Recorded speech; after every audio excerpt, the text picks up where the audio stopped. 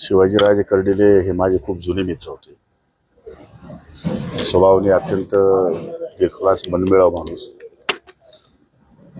मतदारसंघामधील कार्यकर्त्यांना एकदा शब्द दिला त्यासाठी प्रयत्नाची पराकाष्ठा करणारा आणि लोकांचे प्रश्न सोडवणारा हा राजकीय ज्याला आपण नेता म्हणता येईल की अशा प्रकारचं मुरलेलं असं त्यांचं नेतृत्व होतं.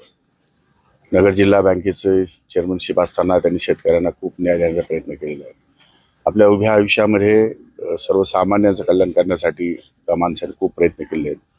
दुर्दैवानं त्या सर्व कुटुंबावर फार मोठ्या प्रमाणामध्ये या ठिकाणी त्यांच्या गेल्याने घाला काळाने घातलेला आहे. तर म्हणजे याच्यातून सावरण्याची परमेश्वर त्यांना सुबुद्धी देव.